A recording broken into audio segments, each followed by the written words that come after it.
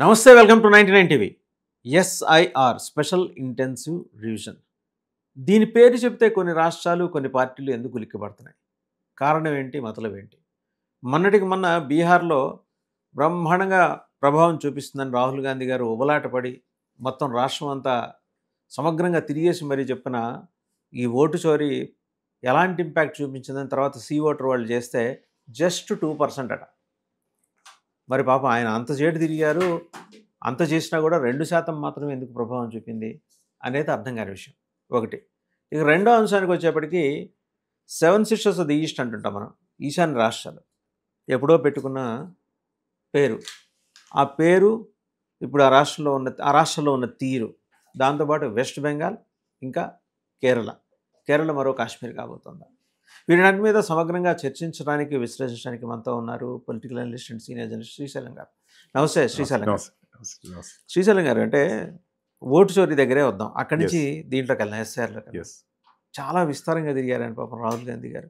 కాలికి బలపాలు, పెన్సిళ్ళు, పెన్నులు అన్నీ కట్టుకుని తిరిగారు. పవర్ పాయింట్ ప్రజెంటేషన్స్ ఇచ్చారు. తీరా మోసి బీహార్లో అది చూపించిన ప్రభావం 2% అట. తర్వాత ఓటర్ వాళ్ళు చేసిన సర్వేలో తేలింది. ఎందుకంటారు? అంటే ఓటు చోరీ అనేటటువంటిది సైద్ధాంతికంగా కాంగ్రెస్ పార్టీకి మైలేజ్ ఇచ్చినటువంటి అంశం. కానీ టెక్నికల్గా, ఫిజిబిలిటీగా ఓటు చోరీ అనేటటువంటిది పాజిబిలిటీ కాదు అనేటటువంటిది అంతర్జాతీయ అధ్యయనాలు. 2008లో ఒక సైంటిస్ట్ ముంబైలో ఛాలెంజ్ చేశారు, నేను ఈవీఎంలను హ్యాక్ చేసి చూపిస్తాను, అది చేసి చూపిస్తాను. చాలా అప్పుడు మీడియాలో సంచలనం జరిగింది. కానీ టెక్నికల్గా ఆయన ప్రూవ్ చేయలేకపోయారు. టెక్నికల్గా హ్యాకింగ్ అనేటటువంటిది, ఈవీఎం మిషన్స్ అనేటటువంటిది ఎక్స్ట్రాడినరీ టెక్నికల్ నాలెడ్జ్తో తయారైనటువంటి అంశాలు. కొన్ని టెక్నికల్ ఎర్రర్స్, కొన్ని అంటే జనరల్గా ఏ మిషన్లో అయినా కానీ టెక్నికల్ ఎర్రర్స్, వాటిని తప్ప ఓట్ ప్యాటర్నింగ్ను, ఓటు డిసైడింగ్ ఫ్యాక్టర్ను, మైక్రోచిప్ను, కంట్రోల్ ప్యానల్ను, బ్యాలెట్ ప్యానల్ను హ్యాక్ చేసేటటువంటి విధానం ఎక్కడా లేదు. అది రూల్డ్ అవుట్. ఇంకొకటి,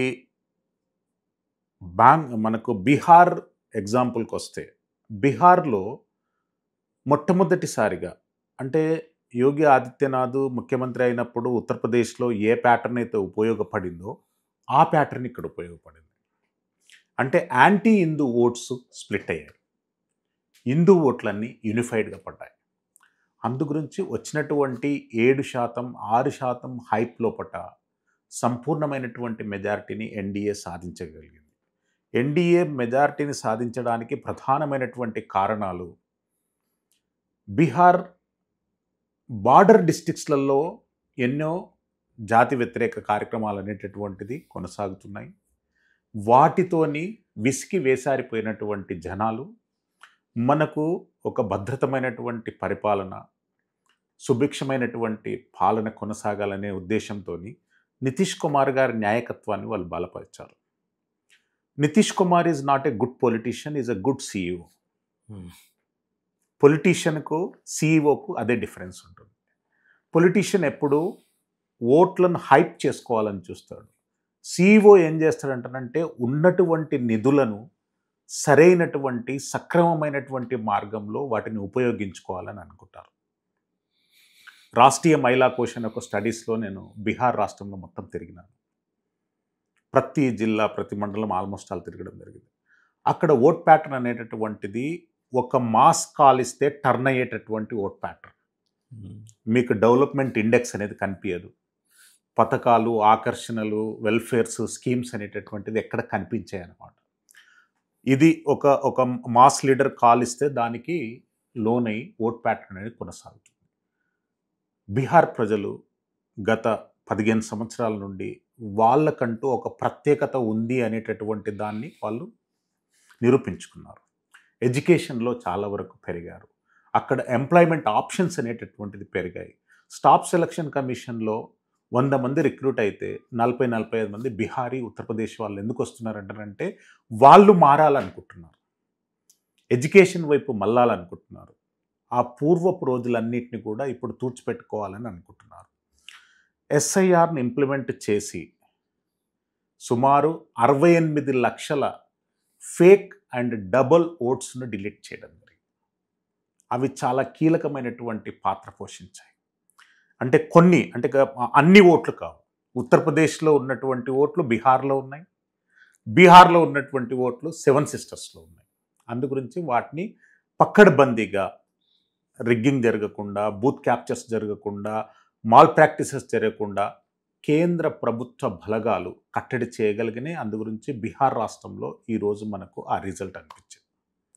ఒక ఓవరాల్గా ఓట్ చోరీ అనేటటువంటిది పొలిటికల్ మైలేజ్ని ఇచ్చింది, కానీ ఇన్ జనరల్ మైలేజ్ ఇవ్వడానికి కాంగ్రెస్ పార్టీకి ఉపయోగపడలేదు, ఉపయోగపడదు కూడా. అది వాస్తవం కాదు. రెండో అంశంలోకి వెళ్తే సార్, ఒకసారి మిగిలిన రాష్ట్రాలకి ఇప్పుడు వెస్ట్ బెంగాల్ జరగబోతుంది.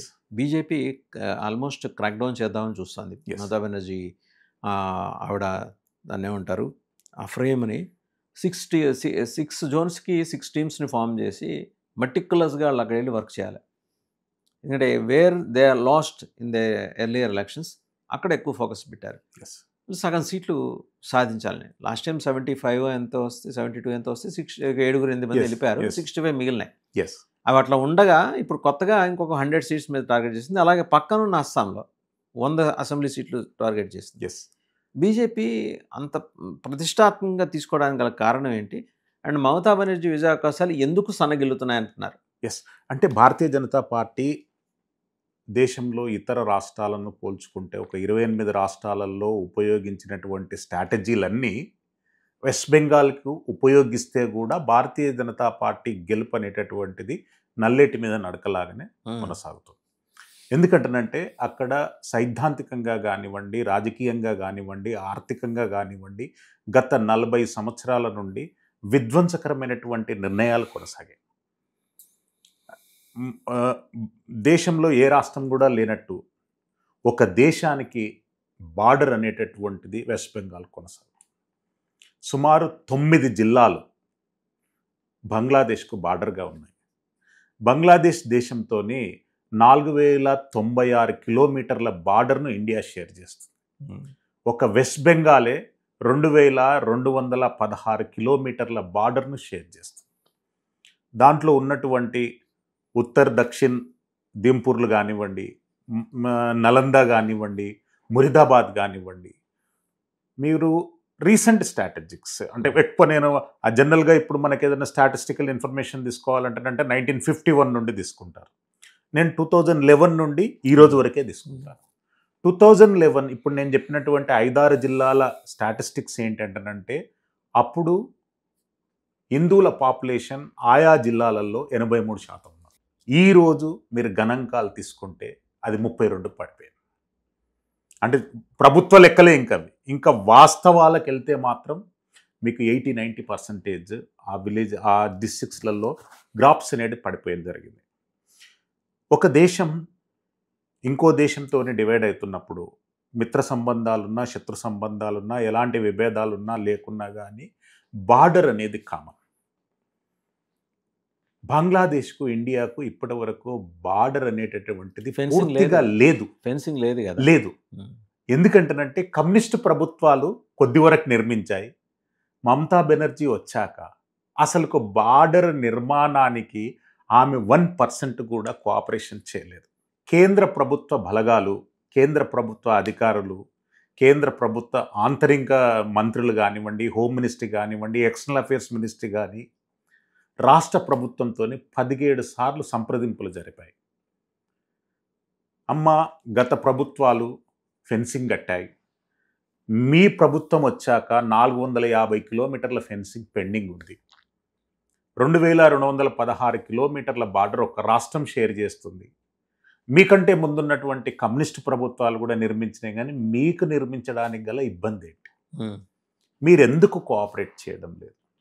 మీరు నన్ను ఇమ్మీడియట్గా ఒక క్వశ్చన్ అడుగుతారు, అసలు బార్డర్ నిర్మించాలంటే కేంద్ర ప్రభుత్వం ఆధీనంలోని మాట, రాష్ట్ర ప్రభుత్వానికి ఏం సంబంధం? That's your right question. కానీ ఒక నిర్మాణం చేపట్టాలంటే ల్యాండ్ అక్విజిషన్ స్టేట్ గవర్నమెంట్ తీసుకోవాలి. ఒక నిర్మాణానికి పూనుకోవాలంటే లోకల్ ప్రొవిన్సికల్ సపోర్ట్ అనేటటువంటిది కంపల్సరీగా ఉండాలి. కేంద్ర ప్రభుత్వం నిధులు సమకూర్చగలదు, వ్యవస్థలను సమకూర్చగలదు, కానీ వనరులను, దానికి సంబంధించినటువంటి పరిస్థితులను, జీవోలను రాష్ట్ర ప్రభుత్వం ఇవ్వాలి. ఇప్పుడు వెస్ట్ బెంగాల్ ప్రభుత్వం అనేటటువంటిది పూర్తిగా కోఆపరేట్ చేయడం లేదు. మారుతున్నటువంటి వ్యవస్థల కారణంగా వెస్ట్ బెంగాల్లో ఒక 10 ఓట్లుంటే కంపల్సరీగా 6 ఓట్లు ముస్లింలయి, అందులో 3 ఓట్లు బంగ్లాదేశ్ నుండి అక్రమ చొరబాటుదారులై అనేటటువంటిది అనధికారిక లెక్కలు. ఓకే. అవి అధికారిక లెక్కలంటే అని చెప్పి మన మమతా బెనర్జీ గారే ఆమె ఒక 2-3 స్టేట్మెంట్లలో ఆమె కంపల్సరీగా పబ్లిక్ మీటింగ్లలో కూడా చెప్పింది. వెస్ట్ బెంగాల్లో ముస్లిమ్స్ పాపులేషన్ పెరుగుతున్నది, అంటే నా పరిపాలన ఇంకా లిబరల్గా ఫ్లెక్సిబుల్గా ఉండాలంటని చెప్పి ఆమె పలు సందర్భాల్లో చెప్పింది. ఇది ఇండికేషన్ దేనికి ఇస్తుందో చూసుకోవాలి.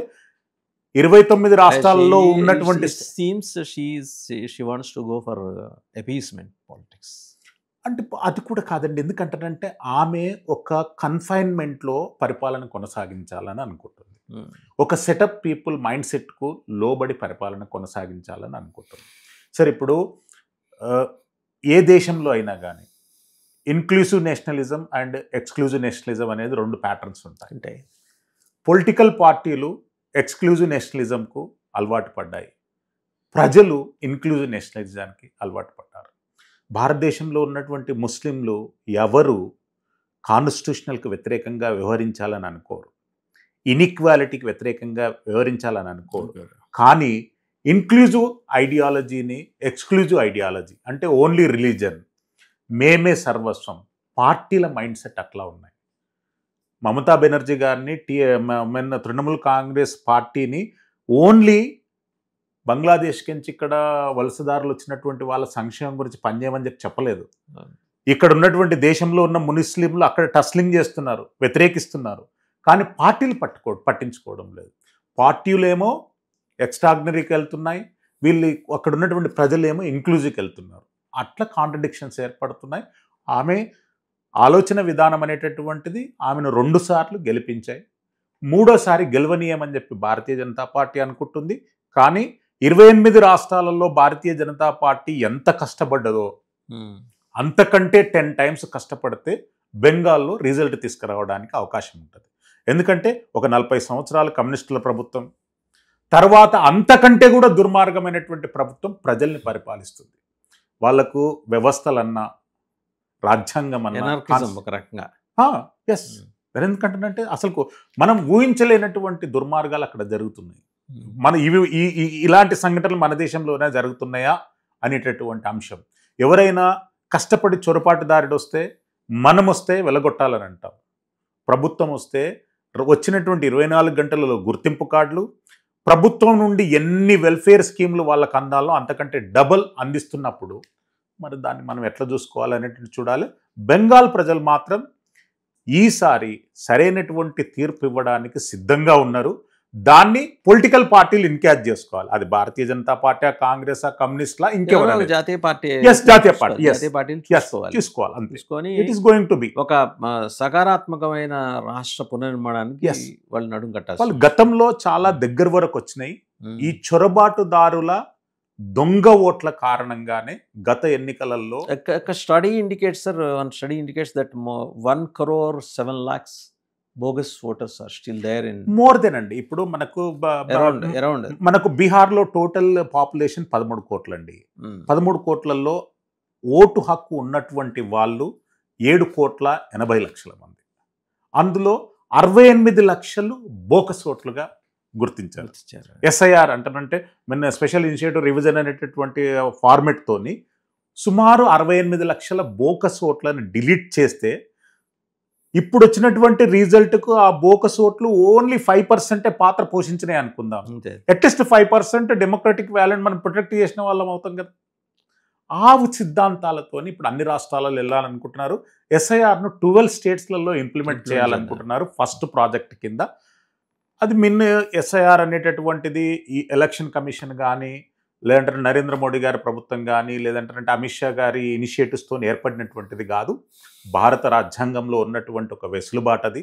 ఆర్టికల్ 324లో కంట్రోలింగ్ ఆఫ్ ఎలక్షన్ మెకానిజం మీద చాలా సుదీర్ఘమైనటువంటి సుప్రీంకోర్టు జడ్జిమెంట్స్ ఉన్నాయి. దాంట్లో ల్యాండ్ మార్క్ జడ్జిమెంట్స్ ఉన్నాయి. ఆర్టికల్ 324 ప్రకారంగానే ఎస్ఐఆర్ని ఇంప్లిమెంట్ చేయాలి అనేటటువంటి ఆలోచనకు వచ్చారు. ఎస్ఐఆర్ కంటే ముందు కూడా ఎలక్షన్ కమిషన్లో ఉన్నటువంటి చాలా ప్రొవిజన్స్ ఉన్నాయి. ఎస్ఎస్ఆర్ అనేవాళ్ళు, మరి ఎందుకంటే summary of the voters revision ఇంతకుముందు ఉన్నాయి. అవి వాటిని ఇంకా కొద్దిగా ఎఫెక్ట్గా చేశారు. ఇది representation of the people act section 21, 22, 23, 24 fake ఓటర్స్ను, బోగస్ ఓటర్స్ను, డబుల్ ఓటర్స్ను, చనిపోయినటువంటి ఓటర్ లిస్ట్లో ఇంకా వాళ్ళ పేర్లు కొనసాగుతున్నటువంటి వాటిని రిఫిల్టరింగ్ చేయడానికి ఆ సెక్షన్స్ ఉన్నాయి. వాటిని కేంద్ర ప్రభుత్వం కొద్ది ఎఫెక్టివ్గా ఇంప్లిమెంట్ చేస్తుంది. కొత్తగా దాంట్లోకి ఏం రాలేదు. వెస్ట్ బెంగాల్లో 1,7 లక్షలు తేలింది. ఎస్, ఈ 1,7 లక్షల తొలగింపు కార్యక్రమం చేడితే మమతా బెనర్జీ వెంబడే ఆందోళనకు దిగుతుంది కదా. సరే, ఆప్షన్ ప్రజలలో వ్యతిరేకత వస్తుందండి. మమతా బెనర్జీ అక్కడ ఇంకేమో ఎక్స్ట్రాడినరీగా రాలేదుగా, ప్రజలలో మాత్రం వ్యతిరేకత వస్తుంది. బీహార్ లాంటి రిజల్ట్స్ వెస్ట్ బెంగాల్లో కూడా వస్తే బీహార్ అసలు ఎస్ఐఆర్ బీహార్లో ఇంప్లిమెంట్ అవుతుందా అనేటటువంటి ప్రజలు ఎంతో డౌట్లు ఎక్స్ప్రెస్ చేశారు. ఎందుకంటే మీరు బీహార్లో ఉన్నటువంటి 3 రీజన్స్ 3 రకాల పొలిటికల్ సిచ్యువేషన్స్తోని లీడ్ అవుతుంది. ఆ 3 రీజన్స్ కూడా ఎస్ఐఆర్కు కోఆపరేట్ చేశాయి.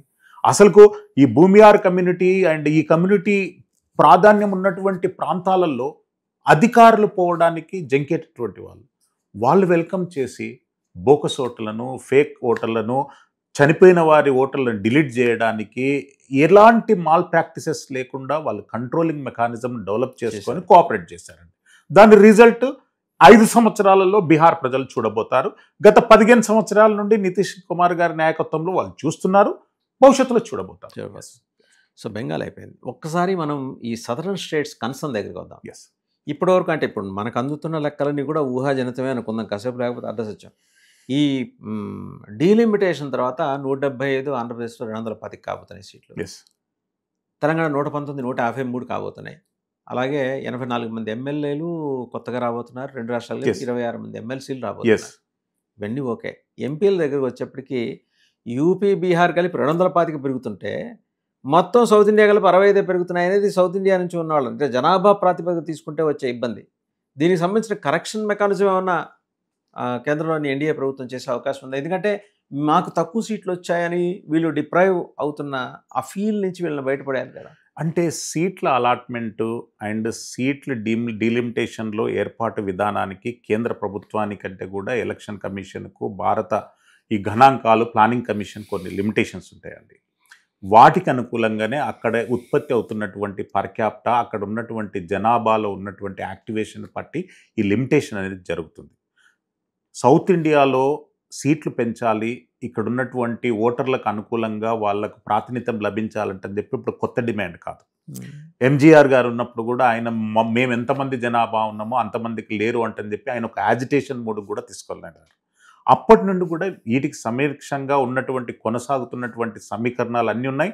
వాటి స్టడీస్ గురించి కొన్ని కమిటీలు ఏర్పాటు చేశారు. ఆ కమిటీల నివేదికల ప్రకారంగానే కాన్స్టిట్యూషన్ పరిధిలో ఈ డీలిమిటేషన్ అనేది కొనసాగుతుంది.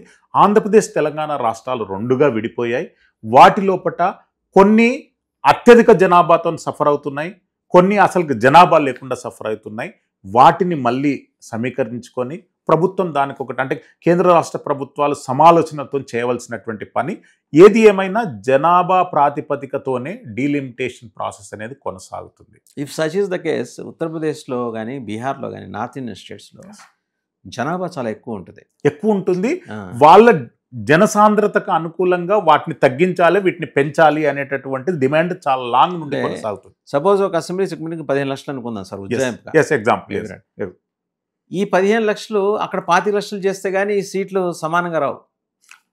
పెద్ద రాష్ట్రాలలో అది ఉన్నటువంటి సమస్య అండి. ఇప్పుడు తెలంగాణ, ఆంధ్రప్రదేశ్ రాష్ట్రాలు అనేటటువంటి కొత్తగా ఏర్పడ్డాయి. ఆంధ్రప్రదేశ్ చరిత్రాత్మకంగా 7 దశాబ్దాల క్రితం రాష్ట్రమైనా కానీ ఇప్పుడు ఏర్పడినటువంటి పరిస్థితులకు అప్పుడున్నటువంటి పరిస్థితులు డిఫరెంట్. అవును, ఏదేమైనా కానీ అంటే జనాభా సాంద్రతను దృష్టిలో పెట్టుకొని డీలిమిటేషన్ ఉంటుంది. ఒకవేళ డీలిమిటేషన్ జనాభా సాంద్రతకు అనుకూలంగా లేకపోతే against the government decision we have the each and every right to approach the judicial process. Judicial అంటే తమిళనాడు 39 ఉన్నాయి సార్. ఎస్ అవి 10 ఇంకో 10 పెరుగుతాయి. పెరుగుతాయి. 49. ఎస్ కేరళ అయితే 20కి ఒక్కటి కూడా పెరగదంట.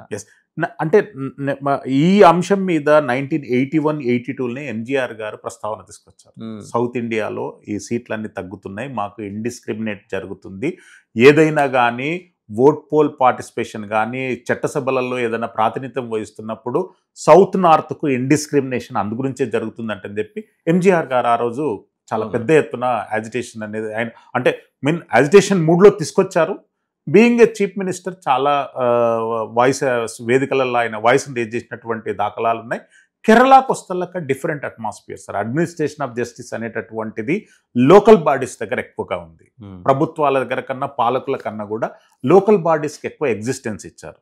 మనకు అవైలబుల్ ఉన్నటువంటి చరిత్ర లోపట 100% లిటరసీ, 100% ఎంటర్ప్రీనర్షిప్, 100% సర్వైవలెన్స్ ఉన్నటువంటి స్టేట్ ఏదైనా ఉంది అంటే అది కేరళ. అంటే ఇప్పుడు ఈ స్టాటిస్టిక్స్ మనకు 3 దశాబ్దాల నుండి ఉన్నటువంటి స్టాటిస్టిక్స్. లిటరసీ పర్సంటేజ్లో మనకందరికి తెలిసినట్టుగా వాళ్ళది 100% ఉంది.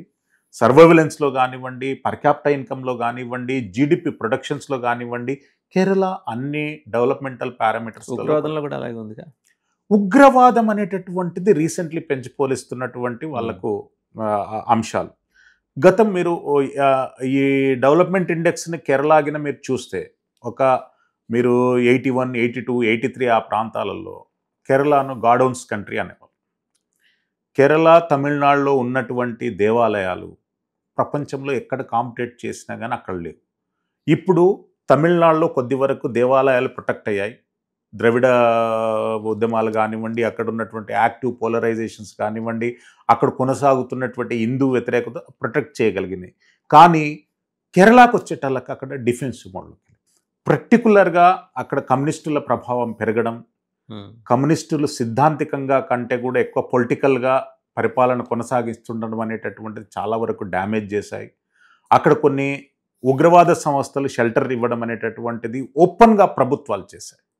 పిఎఫ్ఐ లాంటి, సిమి లాంటి, ఇంకా ఐఎస్ఐఎస్ లాంటి ఎన్నో సంస్థలకు అక్కడ పెంచి పోషించారు. స్థానిక ఎమ్మెల్యేలు ఉగ్రవాదుల కార్యక్రమాలకు అతిథులుగా హాజరైనా కానీ చర్యలు తీసుకోలేని దౌర్భాగ్య పరిస్థితులు కేరళలో ఉన్నాయి. వాళ్ళకు ఒక ఫ్యాషన్ అన్నమాట. ఇండియా ఫ్లాగ్ను అవమానిస్తే ఫ్యాషన్, ఇండియాకు వ్యతిరేకంగా మాట్లాడితే ఫ్యాషన్, ఇండియా ఆర్జినిటీని ఇప్పుడు భారత ప్రభుత్వం XYZ జీవో ఏదైనా తీసుకున్నదనుకో, ఎంతమంది వ్యతిరేకిస్తారో అంతమందికి రీగ్రాడ్ అనేటటువంటిది అక్కడ దొరుకుతున్నటువంటి పరిస్థితులు ఇప్పుడు కొనసాగుతున్నాయి. ఉపా చట్టం ప్రకారంగా FPIని 2022లో బ్యాన్ చేసినా కానీ ఇప్పటికీ వాళ్ళ కార్యక్రమాలు కొనసాగుతున్నాయి.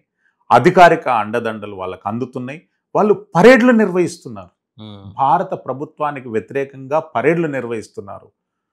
2047 వరకు భారతదేశాన్ని ఓపెన్ స్లోగన్తోని చెప్పారు, ఇస్లామిస్ట్ దేశంగా మారుస్తారని చెప్పి. ఎందుకంటేనంటే వాళ్లకు స్థానికంగా ఉన్నటువంటి ప్రభుత్వ అండదండల కారణంగానే వాళ్ళు అంత ఓపెన్ స్టేట్మెంట్స్ అనేటటువంటిది ఇవ్వడం జరిగింది. వాళ్ళు కొనసాగిస్తున్నటువంటి విధ్వంసకరమైనటువంటి యాక్టివిటీస్ను రాష్ట్ర ప్రభుత్వాలు కట్టడి చేయాలి. కేంద్ర ప్రభుత్వాలు ఓన్లీ నామినల్ ఇంటర్వెన్షన్ ఉంటాయి. ఒకవేళ కేంద్ర బలగాలను అక్కడ పంపిస్తే రాష్ట్ర ప్రభుత్వాలు ఎక్కడ కోఆపరేట్ చేస్తే చెప్పండి. కంపల్సరీ కదా. ఇప్పుడు ఒక సంఘటన జరిగిందనుకో, ఆ సంఘటన మీద మీరు స్థానికంగా ఉన్నటువంటి మీరే ప్రివెంటివ్, మీ రాజకీయాలు వేరు, మీ పార్టీలు వేరు, మీ 1,00,000 గొడవలన్నీ వేరు. నేషనల్ ఇంట్రెస్ట్ అక్కడ వచ్చేది గవర్నమెంట్, గవర్నమెంట్ ఆపోజిషన్ ఉన్నాయి. రెండు కలిసి మాట్లాడాల్సింది డెవలప్మెంట్, ప్రజల శాంతిభద్రతల గురించి. శ్రీశైలం గారు అంటే నెహ్రూ గారు ఉన్నంత వరకు, లేకపోతే నెహ్రూ గారి విధానం అనుకోవచ్చు, తప్పేలేదు. ఆ రోజు కాలమాన పరిస్థితి ఆ రకంగా ఆలోచించి ఉండొచ్చు, మనం ఇప్పుడు తప్పట్లేము. వాళ్ళందరూ legendary leaders. Don't look at east అన్నారు. వెరస్ పివి గారు వచ్చిన తర్వాత లుక్ ఎట్ ఈస్ట్ అన్నారు. అంటే చాలా స్ట్రాటజిక్గా మేము ఏం కోల్పోతున్నాము, ప్రత్యేకించి ఈశాన్య రాష్ట్రాల వైపు అనే ఉద్దేశంతో అది అక్కడ డెవలప్మెంటు ప్లస్ టాలెంట్ని ఎక్స్ప్లోర్ చేయడం అనే దాని మీద ఆయన ఫోకస్ పెట్టారు. ఆ రకంగా ఇప్పుడు మళ్ళీ 7 సిస్టర్స్ ఆఫ్ ది ఈస్ట్ మనం అనుకుంటాం కదా, తూర్పు వైపు ఉన్న 7 రాష్ట్రాలని ఏడుగురు అక్క చెల్లెల మాదిరి చూస్తాం. అంటే అంత గౌరవంగా చూస్తాం మన Yes. సంస్కృతిలో. ఇవాళ మళ్ళీ వాటి ప్రాధాన్యం పెరిగింది. కానీ at the same time cross border terrorism కూడా ఆ 7 సిస్టర్స్‌ని ఆనుకొని మొన్న పక్కనున్న నోబెల్ బహుమతి గ్రహీత ఆయన బంగ్లాదేశ్‌లో ఉంటాడు. ఆయన యూనస్ మహమ్మద్. Yes. Yes. ఆయన మన పీక పిసికేస్తానంటున్నాడు. Yes. ఇటు నుంచి హేమంత్ బిశ్వ శర్మ కూడా అన్నాడు. Yes. మీరు పీక నొక్కితే మేము నొక్కాల్సింది మేము నొక్కుతామని. Yes. అంటే చాలా స్ట్రాటజీగా ఫార్మర్ ఎయిర్ బేస్ ఉండేది సెకండ్ Yes. వరల్డ్ వార్ టైంలో. దానికి దగ్గర ఎయిర్పోర్ట్ కడుతున్నారు. ఫండింగ్ చైనా, కాంట్రాక్టర్ పాకిస్తాన్, కడుతున్నది బంగ్లాదేశ్లో. దాన్ని ఆనుకున్న టెర్రరిస్ట్ క్యాంపులు. Yes. ఒకసారి ఇమాజిన్ చేయండి, మనకి 25 కిలోమీటర్ల దూరం. ఎలాంటి థ్రెట్ మనకు అక్కడి నుంచి కనిపిస్తుంది. అంటే పాకిస్తాన్ ఆర్మీ చీఫ్ ఆసిఫ్ మునీర్ గారు రీసెంట్లీ ఒక స్టేట్మెంట్ ఇచ్చారు. మేము ఇండియా మీదగిన అటాక్ చేస్తే ఈస్ట్ నుండే మేము అటాక్ చేయబోతాము అనేటటువంటి చెప్పారు. అంటే అతని ధైర్యానికి గల క్యాలిక్యులేషన్స్ ఏంటంటే బంగ్లాదేశ్ సపోర్ట్ చేస్తుంది. ఇంకా చిన్న చిన్న హ్యామ్లెట్స్ దేశాలు, గతంలో చైనా ఇన్ఫ్లుయెన్స్లో వచ్చినటువంటి కొన్ని దేశాలు ఉన్నాయి. ఇప్పుడు ప్రత్యక్షంగా పరోక్షంగా పాకిస్తాన్కు సపోర్టు వస్తుందనేటటువంటి అపనమ్మకంతోనే ఆసిఫ్ మునీర్ గారు ఆ ప్రకటన చేశారు. రెండో మాట, మీరు అనేటటువంటి నోబెల్ గ్రహీత అతను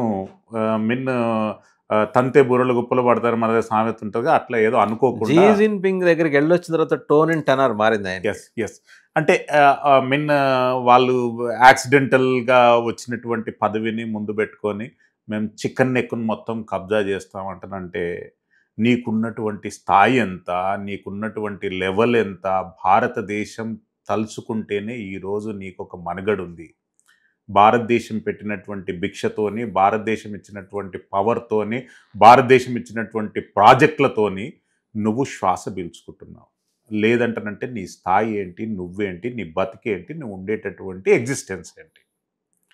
ఈరోజు ఢాకాలో ఉన్నటువంటి ఢాకా మాదేవి కానీ ఆ దేవతల పుణ్యమా అంటని చెప్పి మీకు అష్టైశ్వర్యాలు భారతదేశం కల్పించింది. పాకిస్తాన్ మీ మీద దాడి చేస్తే, మిమ్మల్ని ఊచకోతకేస్తే మీకు ప్రొటెక్షన్గా నిలబడింది భారతదేశం.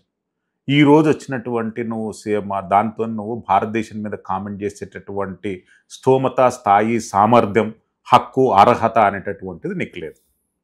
రెండో అంశం, మీరు క్వశ్చన్ స్టార్టింగ్లో అన్నారు డోంట్ లుక్ ఎట్ ఈస్ట్ అంటుంది. Okay, don't look at east అనేటటువంటిది నైరు గారి మంచి స్లోగన్, నేను ఒప్పుకుంటాను. అది ఆ కాలం నాటికి. నో మీరు నా సెకండ్ దానికి రావాలి.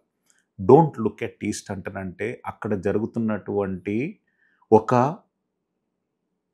అప్రోచ్ లెవెల్ను డిస్టర్బ్ చేయొద్దు అంటని చెప్పారు. కానీ ఆయన డోంట్ లుక్ ఎట్ ఈస్ట్ అంటేనంటే అక్కడ డెవలప్మెంటల్ కార్యక్రమాలు చేయొద్దు అని కాదు, అక్కడ ప్రాజెక్టులు కట్టొద్దు అని కాదు, అక్కడ ట్రాన్స్పోర్టేషన్ వ్యవస్థను ఏర్పాటు చేయొద్దు అని కాదు, మీకు అక్కడ ఉన్నటువంటి ప్రజలని మనుషులుగా గుర్తించకూడదు అని కాదు. ఈ 50 సంవత్సరాల కాంగ్రెస్ పాలనలో నైరు గారు అన్నటువంటి డోంట్ లుక్ ఎట్ ఈస్ట్ను తప్పుగా ఇంటర్ప్రిటేట్ చేసుకొని అక్కడ మనుషులుగా వాళ్ళని గుర్తించలేదు, అక్కడ ఒక్క ప్రాజెక్టును కట్టలేదు, అక్కడ ఒక్క రోడ్డును వేయలేదు, అక్కడ ఉన్నటువంటి మనుషులకు ఉండేటటువంటి అర్హతను కల్పించలేదు. నమో ప్రభుత్వం వచ్చినటువంటి 1 మంత్లో అక్కడ 70 డెవలప్మెంటల్ ప్రాజెక్ట్స్ని అనౌన్స్ చేశారు.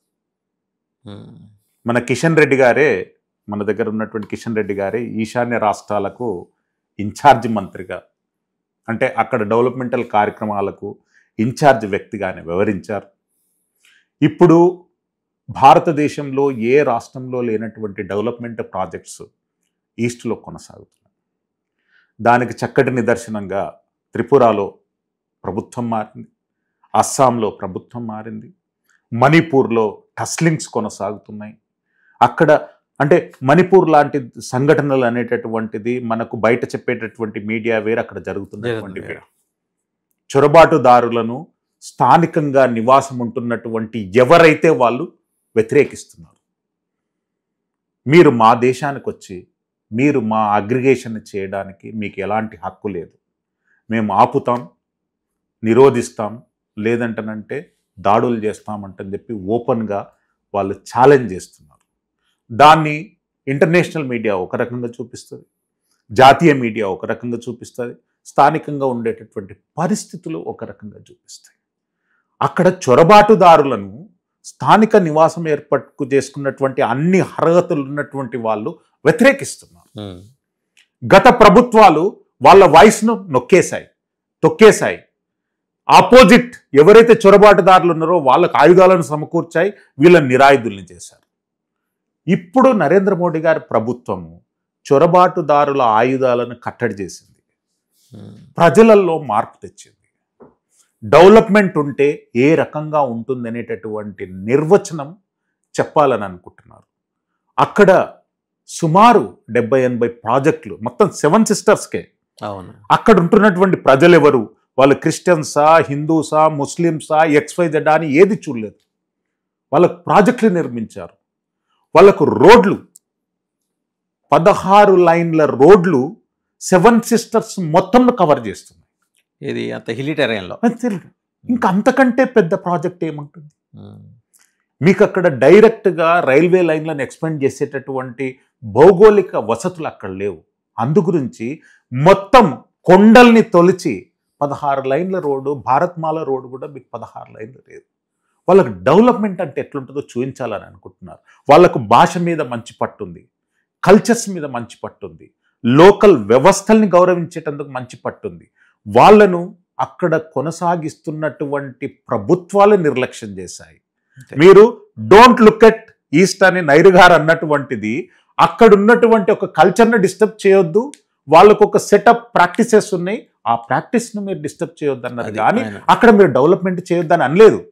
ఇప్పుడు అస్సాం రాష్ట్రంలో 7 సిస్టర్స్లలో అస్సాం రాష్ట్రంలో ఒక్క దగ్గర 1950 ఇమిగ్రేషన్ యాక్ట్ అనేటటువంటిది చాలా పవర్ఫుల్ యాక్ట్. దాన్ని ఇన్వోక్ చేసి SIR ఉన్నా లేకున్నా అక్రమ చొరబాటుదారులను దేశం నుండి పంపిస్తాం, ఇంకా ఎక్కువ అంటనంటే మా రాష్ట్రం నుండి అయితే పంపిస్తామంటని చెప్పి బిశ్వాస్ గారు ఒక యజ్ఞం చేస్తున్నారు. దాంట్లో ఫలితంగా బీహార్ ఎన్నికల కంటే ముందు 1000ల సంఖ్యలో రివిజన్ జరిగింది. ఇప్పుడు భవిష్యత్తులో లక్షల సంఖ్యలో అక్కడి నుండి పంపించడాలు అనేటటువంటిది కొనసాగుతాయి. డోంట్ లుక్ ఎట్ ఈస్ట్ అనేటటువంటిది ఇతర దేశాలకు చెప్పాలి. దేశంలో ఉన్నటువంటి ఇంటర్నల్ వ్యవస్థకు, అంతర్గత పరిపాలనకు చూడమాకండి, మేము చూసుకుంటాం. ఇప్పుడు మీకు అంటే ఈ 10 సంవత్సరాలలో అక్కడ కనిపించిన డెవలప్మెంట్ ఇంకొక 10 సంవత్సరాలు కొనసాగితే భారతదేశానికి వాళ్ళు ఇచ్చేటటువంటి కల్చర్ హైజీన్నెస్, వాళ్ళు ఇచ్చేటటువంటి ట్రెడిషనల్ డెవలప్మెంట్, మీరు మిజోరం కానీ, మీకు మణిపూర్ కానీ, నాగాలాండ్ కానీ, అస్సాం కానీ, డిస్పూర్ కానీ, అక్కడ ఉన్నటువంటి ఆ బెల్ట్లో మీకు లే లడాక్ నుండి ఇక్కడ మీకు సిమ్లా వరకు, లేదు అంటారంటే ఇక్కడ బంగ్లాదేశ్ వరకు, లేదు అంటారంటే ఇక్కడ వెస్ట్ బెంగాల్ సిలిగుడి బార్డర్ వరకు మీకు కనిపించేటటువంటి డెవలప్మెంట్తోని అద్భుతాలు జరగబోతాయి. అక్కడ ఉన్నటువంటి టూరిజం మీకు మలేషియా, సింగపూరు, ఇంకా స్విట్జర్లాండ్ అటువంటివి ఏవి పనికిరావు, ఇక్కడే ఉన్నాయి. అక్కడ ఉన్నటువంటి అంటే సహజ కృత్యమైనటువంటి సంపదలు, అక్కడ ఉన్నటువంటి ఖనిజ సంపద, భారతదేశానికి ఉపయోగపడేటటువంటి ఖనిజ సంపద మీదనే చైనా దృష్టి పెట్టింది. చైనా దృష్టి పెట్టి పరిసర అంటే భారతదేశాన్ని వాళ్ళు టచ్ చేయడానికి దమ్ము ధైర్యాలు లేవు. అందు గురించి indirect way they are influencing Nepal, they are influencing Myanmar, they are influencing Sri Lanka. శ్రీలంకలో ప్రజల తిరుగుబాటు, శ్రీలంకలో ఆకలి చావులు, శ్రీలంకలో కొనసాగినటువంటి ప్రజా ఉద్యమానికి ప్రత్యక్ష పరోక్షంగా సహకరించినటువంటి దేశాలు ఏంటంటే చిన్నపిల్లగారిని అడిగినది. ఆ వ్యవస్థ నుండి నమో ప్రభుత్వం ప్రొటెక్ట్ చేస్తుంది. వాళ్ళ నుండి ట్యాక్స్ రూపంలో రూపాయి వచ్చినా రాకున్నా 100 రూపాయలు మేము ఖర్చు చేస్తామని చెప్పి ప్యాటర్న్కి వెళ్ళింది. వాళ్ళకు తాగునీటి ప్రాజెక్ట్స్ ఇచ్చింది, సాగునీటి ప్రాజెక్ట్స్ ఇచ్చింది, కెనాల్ సిస్టమ్ను ప్రజలకు ఉపయోగపడేటట్టు మారుస్తున్నాయి. అంటే ఆ కొండ ప్రాంతాల నుండి వచ్చేటటువంటి వరదలు ప్రజలు ఎట్లా ఉపయోగించుకోవాలంటని చెప్పి ఒక యజ్ఞం జరుగుతుంది. కేంద్ర ప్రభుత్వ జల సహాయక మంత్రి అక్కడ కూర్చొని వాళ్ళకి వ్యవస్థలు నిర్మిస్తున్నారు. మరి డోంట్ లుక్ ఎట్ ఈస్ట్ అంటానంటే మీనింగ్ ఏంటంటే వాళ్ళ కల్చర్ చాలా గొప్పది, దాన్ని డిస్టర్బ్ చేయొద్దు. అంత మాత్రాన అక్కడ ప్రాజెక్టులు ఇవ్వకూడదు, అక్కడ మనుషులు గారు, వాళ్ళ కల్చర్ వ్యవస్థలు కాదు, వాళ్ళకు పొలిటికల్ అప్లిప్మెంట్ ఉండదు, వాళ్ళకు ఓట్ రికగ్నైజేషన్ ఉండదు. యూపీఏ ప్రభుత్వం ఎంత దుర్మార్గమైందంటనంటే నాగాలాండ్కి వెళ్ళడానికి ఎంట్రీ పాస్ మ్యాండేట్ చేశారు. ఎందుకండి? ఇప్పుడు నేను ఇండియన్ సిటిజన్. ఇప్పుడు అరుణాచల్ ప్రదేశ్ కూడా అదే పరిస్థితి. ఇప్పుడు ఇండియన్ సిటిజన్, అవును, భారతదేశంలో నేను ఎక్కడైనా కానీ పోవచ్చు. మీరు నాగాలాండ్ ఎయిర్పోర్ట్లో ల్యాండ్ కాగానే ఒక స్లిప్ ఇస్తారు, ఆ స్లిప్ నింపి ఇవ్వాలి. అరుణాచల్ ప్రదేశ్ కూడా అంతే కదా. ఇప్పుడు జరగబోతుంది అదే. అట్లా జరిగింది. వాటికి ఉద్దేశం ఏంటంటారంటే విభజించి పాలించనేటటువంటి మ్యాండేట్ లోపట గత ప్రభుత్వాలు పనిచేసినాయి, వాళ్ళని దూరం పెట్టినాయి. ఇప్పుడు 7 సిస్టర్స్ అంత స్ట్రాంగ్ హోల్డ్ నమో ప్రభుత్వానికి వేరేది ఉండదు. ఎందుకంటే ప్రజల ఆలోచనలు మారుతున్నాయి, వాళ్ళు డెవలప్మెంట్ టేస్ట్ చూస్తున్నారు. ఆ డెవలప్మెంట్ టేస్ట్ ఎవరు చూసినా కానీ బీహార్ లాంటి ఫలితాలు కంపల్సరీగా వస్తాయి. రేపు కేరళలో కూడా అటువంటి పరిస్థితులు ఉంటాయి. ఎందుకంటానంటే ఎక్కడైతే ఇల్లీగల్ ఇమిగ్రెంట్స్కు లీగాలిటీ ఇస్తున్నాము, మీరు అంత దూరం ఎందుకు మాట్లాడుతున్నారు? హైదరాబాద్ నగరంలో రోహింగ్యాస్ వాళ్ళ కాలనీలు ఏర్పాటు చేసుకున్నారు, వాళ్ళ కాలనీలలో డెవలప్మెంటల్ వసతులు కల్పించారు. మనకున్నటువంటి లేక్ పెట్స్ కబ్జాలు చేసి ఉన్నటువంటి ప్రభుత్వ వ్యవస్థల్ని ఉపయోగించుకొని వాళ్ళకు సౌకర్యాలు కల్పించారు. నేను మన దగ్గరికి అలో లక్ష్మణ అని బతకడానికి వచ్చిన వాళ్ళకు మనం ఏ రకంగా వసతులు కల్పించినా కానీ నేనేం వ్యతిరేకించను. కానీ 5,000 మంది వస్తే ఈరోజు 70,000 మంది అయ్యారు. With in span of 10 years multiplication. అంటే అక్కడికి నుంచి వచ్చినటువంటి వ్యక్తుల్ని స్థానిక వ్యక్తులు వివాహాలు చేసుకోవడం, వాళ్ళకు ఉన్నటువంటి రిలీజియస్ ప్రొవిజన్స్తోని ఒకరొకరు 2-3 పెళ్ళిళ్ళు చేసుకొని ప్రొడక్టివిటీ వాల్యూని పెంచేసుకొని 5,000 ఉన్నటువంటి వాళ్ళు ఈరోజు 70,000 మంది ఉన్నారు. బీఆర్ఎస్ ప్రభుత్వం వచ్చిన మొదటి రోజుల్లోనే ఎంతమంది ఉన్నారు, ఏంటి, ఏం కథ అనేటటువంటిది 10 సంవత్సరాల క్రితం వాళ్ళు లెక్కలు చేశారు, గణాంకాలు చేశారు.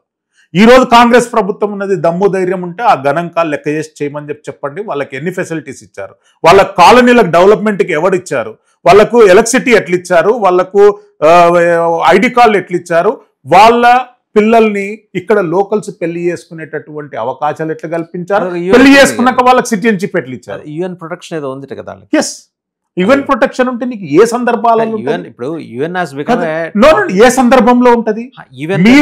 మీరు వాళ్ళను అధికారికంగా వెల్కమ్ చెప్పినప్పుడు అవన్నీ ఫెసిలిటీస్ ఉంటాయి. వీళ్ళందరూ ఇల్లీగల్ చొరబాటుదారులు, అక్రమ వలసదారులు, గోడలు దుంకొచ్చిన వాళ్ళు, ఫెన్సింగ్లు దుంకొచ్చిన వాళ్ళు, మన బార్డర్లో ఉన్నటువంటి విలేజ్లో ఉన్నటువంటి హిందువులను భారతీయులను చంపి దేశంలోకి చొరబడ్డోళ్ళు, వాళ్ళకి మీరు ఎట్లా ఆదిస్తారు? అది ఇవ్వడం తప్పు కదా. ప్రభుత్వాలు చేస్తున్నటువంటి తప్పిదాలు అది ప్రజలకు శాపంగా మారబోతుంది. మించి ఇప్పుడు యుఎన్ చెప్పింది కాబట్టి చేయాలని లేదు. యుఎన్ ఎందుకు చెప్పింది, ఎక్కడ చెప్పింది? యుఎన్ చెప్పడానికి అసలు అవకాశమే లేదు. ఈవెన్ చెప్పినా సార్ టాకింగ్ క్లబ్ కి మించి లేదు కదా. అది వాళ్ళకి రిఫ్యూజీగా ఇచ్చేటటువంటి పరిస్థితులు లేవు. అదే అది ఒక టాకింగ్ క్లబ్, దానికి సాంక్టిటీ లేదు. లేని సాంక్టిటీ లేని సంస్థ చెప్తే మనం ఎందుకు చేయాలంటే లేదు. అది ఎందుకంటానంటే వీళ్ళు ఇంటెన్షన్ గా లోకల్ ప్రభుత్వాలు పెంచి పోషించినటువంటి వ్యవస్థ, వాటితో మనకు డ్యామేజే ఉంది కానీ మన వ్యవస్థలు బలపడవు, బలహీనపడతాయి. ఈ అంశంతో పాటు ఇక ఇన్ జనరల్ సార్ ఇప్పటి వరకు మనం 7 సిస్టర్స్ మాట్లాడడం, బెంగాల్ మాట్లాడడం, కేరళ మాట్లాడడం, అండ్ రాబోయే రోజుల్లో సీట్స్ డీలిమిటేషన్ అయితే సౌత్కి జరుగుతుంది జనాభా ప్రతిగా. సరే, దాన్ని అడ్రస్ చేస్తామంటున్నారు గవర్నమెంట్ ఆఫ్ ఇండియా. ఓవరాల్గా చూస్తే ఫండమెంటలిజం అక్రాస్ ద కంట్రీ పెరిగిందా? అంటే ఫండమెంటలిజం అనేటటువంటిది మనము అడాప్ట్ చేసుకునే విధానాన్ని బట్టి ఉంటుంది. వరల్డ్ ప్రాస్పెక్షన్లో ఫండమెంటలిజం పెరిగింది, జాతీయత భావం పెరిగింది. రష్యా నేను గొప్ప, రష్యా నా ప్రొడక్టు, నేను ఉంటే అన్నీ ఉంటాయి అనేటటువంటి ఆలోచనకు వచ్చింది. America make America great again అనేటటువంటి స్లోగన్తో వచ్చింది. ట్రంప్ విధానాలు, ట్రంప్ వ్యక్తి ఎంత దుర్మార్గంగా ఉన్నా కానీ ప్రజలు అవి ఇగ్నోర్ చేశారు. మేక్ అమెరికా గ్రేట్ అనగానే వాళ్ళు ఓట్ ప్యాటర్న్ అతనికి చూపించారు. అదే తరహాలో యూరోపియన్ దేశాలకు వస్తాయి. ఒకప్పుడు డెవలప్మెంట్ అంటారంటే యూరోప్ దేశాలను చూపించేవాళ్ళు. గత 20 సంవత్సరాల నుండి దరిద్రమైనటువంటి దేశం ఏదంటానంటే యూరప్లో ఉన్నటువంటి దేశాలను చూపిస్తున్నాం. ఇక్కడ ఐసిఐసి ప్రభావితమైనటువంటి మెడిటేరియన్ కంట్రీస్లకి అన్ని యూరప్ పైన దాడి చేశాయి. సుమారు 6-7 కోట్ల మంది యూరప్లో తలదాచుకున్నారు. యూరప్ వాళ్ళందరినీ అశోలం ఇచ్చినా కానీ ఇంకే రకంగా కానీ వాళ్ళకి సిటిజన్షిప్ ఇచ్చింది. యూరప్లో ఉన్నటువంటి అప్పుడు పరిస్థితులు, క్లైమాటికల్ కండిషన్స్ కారణంగా యూరప్ 28 దేశాలలో జనాభా తక్కువగా ఉంది. ఎవరన్నా ఇతర దేశాల నుండి వస్తే వాళ్ళప్పుడు సగౌరవంగా ఆహ్వానించారు. ఇప్పుడు ఇటలీ, ఫ్రాన్స్, ఫిన్లాండ్, నార్వే ఈ ప్రాంతాలన్నీ ఇమ్మిగ్రెంట్స్ అందరూ వెళ్ళిపోవాలని ఉద్యమం చేస్తున్నారు. వాళ్ళు ఏ దేశం నుండి వచ్చినా కానీ, ఏ రిలీజియస్ బ్యాక్గ్రౌండ్ నుండి వచ్చినా కానీ వాళ్ళు వెళ్ళిపోవాలంటని చెప్పారు. ప్యారిస్ అనేటటువంటిది యూనివర్సల్ కంట్రీ, యూనివర్సల్ సిటీ. ప్రపంచంలో ఉన్నటువంటి ప్రతి దేశం నుండి ప్యారిస్లో ఉండాలి, బిజినెస్ చేయాలని ఒక డ్రీమ్ ఉంటుంది. అప్పుడు వాడుక భాష ఆంగ్లం చాలా ప్రాబల్యం ఉండేది. గత 10 సంవత్సరాల నుండి ప్యారిస్లో ఎవరైనా ఇంగ్లీష్లో మాట్లాడితే ఒక దేశ వ్యతిరేకలాగా చూస్తున్నారు. ఫ్రెంచ్లో మాట్లాడాల్సింది. ఎందుకంటేనంటే వాళ్ళకి ఫండమెంటలిజం ఐడియాలజీ పెరిగింది. ఇతర దేశాల నుండి వచ్చే వాళ్ళు సృష్టించినటువంటి నరమేధ. నేను చాలాసార్లు 5-6 సార్లు ప్యారిస్ వెళ్ళాను. 6 సార్లలో ఒకసారి నా ఫోన్ మాట్లాడుతుంటే ఫోన్ ఎత్తుకొని పోయారు. నేను మెట్రోలో అంటే మీకు యూరోప్ దేశాలలో కొద్దిగా ఈవినింగ్ అనేటటువంటిది కొద్దిగా లేట్ అవుతుంది. 8 అయినా కానీ కొద్దిగా మనకు వెలుతురుగా కనిపిస్తుంది. 8 అయితే అక్కడ ఎవరు మెట్రోలలో తిరగరు. నేను మెట్రోలో వెళ్తుంటే ఒక అతను వచ్చాడు. నేను అతని రంగు, జాతి ఏది అభివర్ణించలేదు. షో యువర్ బ్యాగ్ అంటున్నాను. నేను టీటీ అట్లా ఏమో అనుకున్నాను. యువర్ బ్యాగ్ అంటే ఐ వాంట్. బ్యాగ్లో ఏమున్నాయి తీసేసుకున్నారు. Your mobile.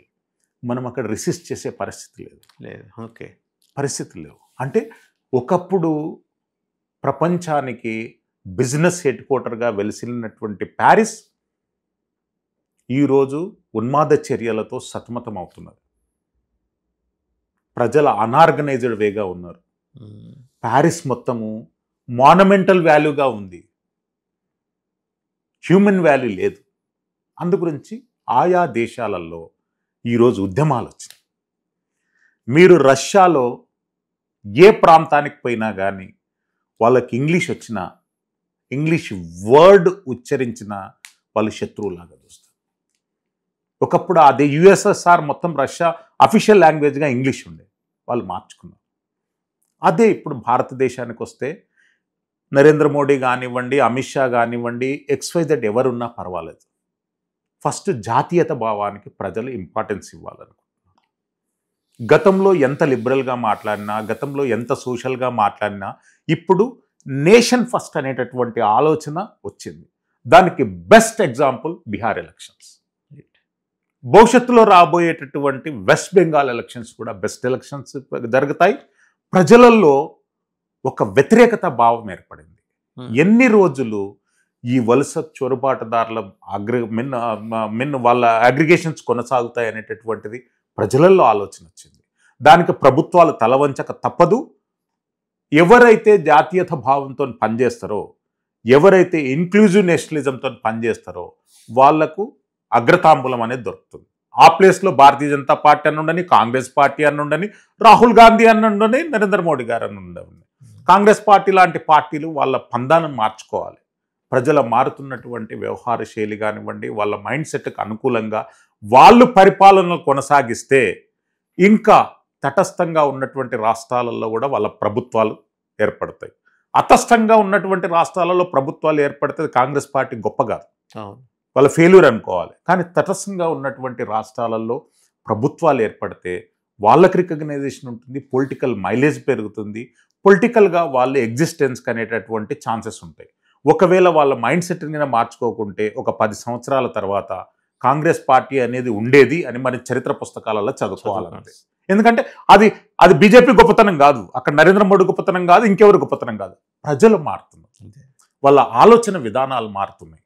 ఆపరేషన్ సింధూర్ జరుగుతున్నప్పుడు ప్రతి ఇంట్లో ఒక జాతీయత భావం ఏర్పడింది. దాంతో ప్లస్లు మైనస్లు ఎవరికి వచ్చినాయి అనేటటువంటిది అది సెకండరీ, కానీ ప్రతి ఇంట్లో ఒక జాతీయత భావం వచ్చింది. కరోనా వచ్చినప్పుడు కాలెవరిచ్చింది అనేది కాదు, మనం సమిష్టిగా ప్రభుత్వానికి తోడ్పడాలనేటటువంటి ఒక కమిట్మెంట్ ప్రజలలో కనిపించింది. అది ప్రజల దృక్పథాన్ని మార్చేసింది.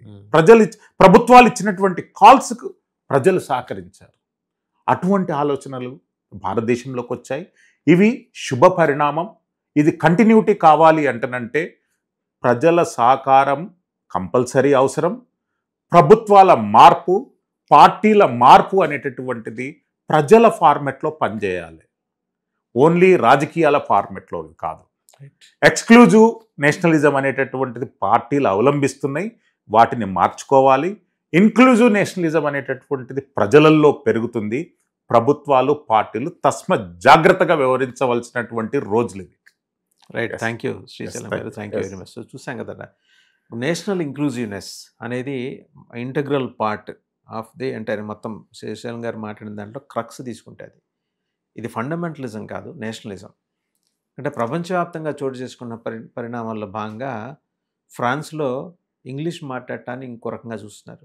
ఆయన వచ్చి మగ అన్నాడు, make America great again. Why not make Bharat great again అనేది మన కాన్సెప్ట్.